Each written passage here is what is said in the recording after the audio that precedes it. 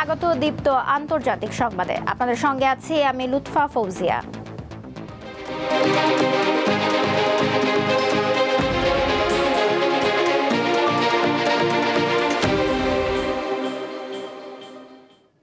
শুরুতেই গাজা প্রসঙ্গ।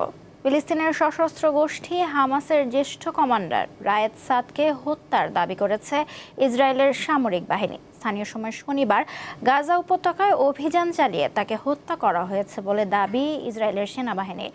গাজার স্বাস্থ্য বিভাগ কর্তৃপক্ষ জানিয়েছে ওই হামলায় হামাসের জ্যেষ্ঠ কমান্ডার ও 4 সদস্য নিহত হয়েছে। আহত হয়েছে অন্তত 25 জন।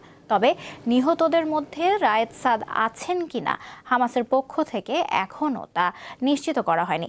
টেলিগ্রামে দেওয়া এক পোস্টে ইসরায়েলি সেনাবাহিনী বলেছে হামাসকে পুনর্গঠনের কাজে যুক্ত ছিলেন সাদ।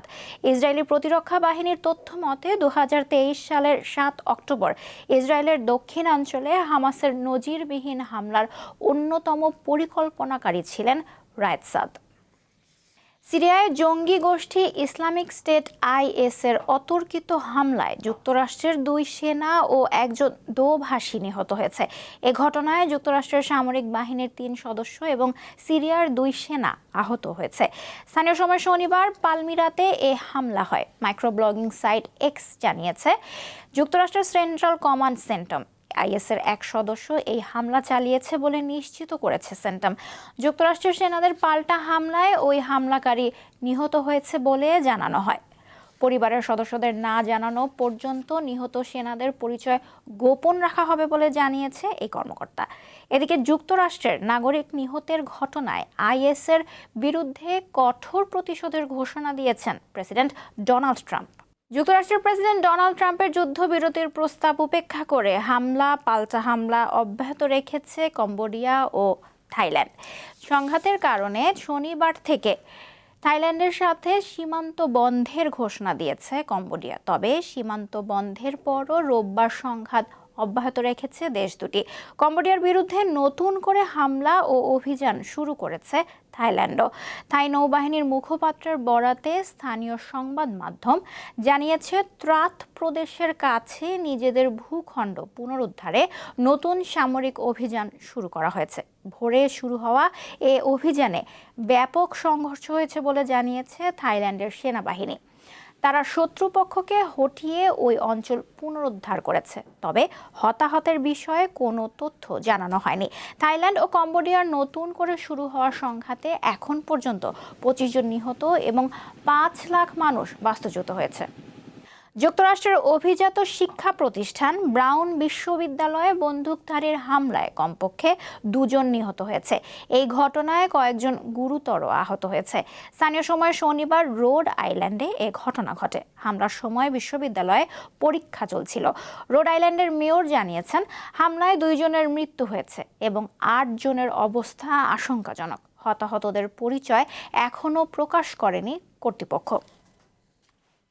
শীত মৌসুমের শুরুর দিকে ইউক্রেনের বিদ্যুৎ ব্যবস্থায় বড় ধরনের হামলা চালিয়ে আসছে রাশিয়া। শনিবার রাতভর প্রায় 500 ড্রোন ও ক্ষেপণাস্ত্র নিক্ষেপ করা হয়েছে। ইউক্রেনের স্বরাষ্ট্রমন্ত্রী ক্লাইমেনকো বলেন রাশিয়ার এই হামলায় তার দেশের জ্বালানি ও শিল্প অবকাঠামো ব্যাপকভাবে ক্ষতিগ্রস্ত হয়েছে এবং এতে 10 লাখেরও বেশি পরিবার বিদ্যুৎহীন হয়ে পড়েছে। 5টি অঞ্চলে এই হামলা চালানো হয়েছে। এতে অন্তত 5 জন আহত হয়েছে। ইউক্রেনের প্রেসিডেন্ট জেলেনস্কি জানান রাতভর চালানো এই হামলায় রাশিয়া 450টির বেশি ড্রোন ও 30টির বেশি ক্ষেপণাস্ত্র ব্যবহার করেছে। এমন পরিস্থিতিতে যুদ্ধ বন্ধের আলোচনা করতে যুক্তরাষ্ট্রের প্রেসিডেন্ট ডোনাল্ড ট্রাম্পের বিশেষ দূত চলতি সপ্তাহে জার্মানি যাচ্ছেন। সেখানে তিনি ইউক্রেনের প্রেসিডেন্ট ও ইউরোপীয় নেতাদের সঙ্গে বৈঠক করবেন। সরকার পতনের 3 মাস পর নেপালে আবার রাজনৈতিক তৎপরতা শুরু করেছে দেশটির ক্ষমতাচ্যুত প্রধানমন্ত্রী KP শর্মা ওলির কমিউনিস্ট পার্টি। শনিবার রাজধানী কাঠমান্ডুর কাছে ভক্তপুরে শুরু হয়েছে দলটির 3 দিনব্যাপী জাতীয় কনভেনশন। সমাবেশে যোগ দিয়েছেন অর্ধলক্ষাধিক মানুষ। বার্তা সংস্থা রয়টার্স বলছে, নিজেদের শক্তি প্রদর্শনের জন্য এই কনভেনশনকে বেছে নিয়েছে দলটি। সমাবেশে ক্ষমতাচ্যুত প্রধানমন্ত্রী কেপি শর্মা ওলি বলেন, তার সরকারকে জেনজি তরুণদের বিরোধী হিসেবে তুলে ধরা হচ্ছে, কিন্তু এটি সত্য নয়। চলতি বছরের সেপ্টেম্বরে জেনজি প্রজন্মের নেতৃত্বে আন্দোলনের মুখে পদত্যাগ করতে বাধ্য হন কেপি শর্মা ওলি। অবরুদ্ধ গাজায় ইসরায়েলি আগ্রাসনে গত 2 বছর ধরে শুধু ধ্বংসই দেখছে যিশুর জন্মস্থান বেথলেহেম। বন্ধ ছিল বড়দিনের উৎসব। 2 বছর অন্ধকারে থাকার পর আবারও আলোকিত হয়ে উঠেছে ইসরায়েল অধিকৃত পশ্চিম তীরের এই জনপদ।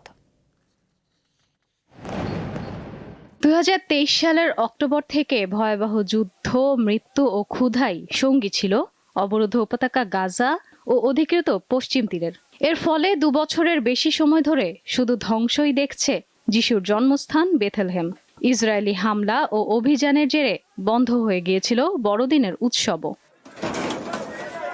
পশ্চিম তীরের এই জনপদ এখনও শান্তির অপেক্ষায়, বড়দিনের উৎসবে মেতে ওঠার অপেক্ষায়।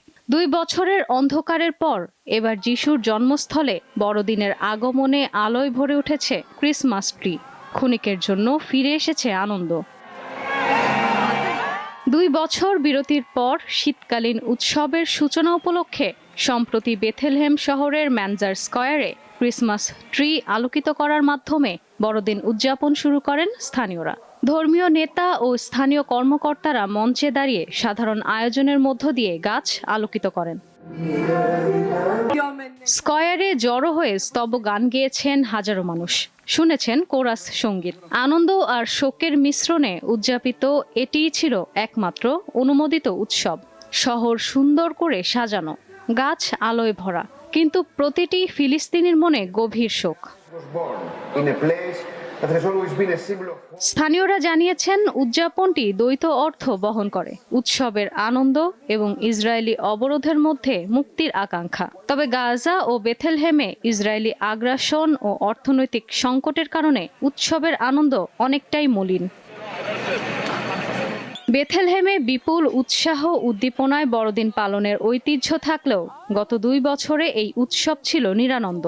গাজার পাশাপাশি পশ্চিম তীরেও অভিযান ও আগ্রাসন চালিয়েছে ইসরায়েল, হত্যা করেছে হাজারো ফিলিস্তিনিদের। কবে আবার সুদিন ফিরবে সেই আশায় যিশুর জন্মস্থান। ইশরাত সুমা, দীপ্ত বার্তা কক্ষ। এই ছিল দীপ্ত আন্তর্জাতিক সংবাদে। আমাদের পরবর্তী আয়োজন দেখার আমন্ত্রণ জানিয়ে শেষ করছি।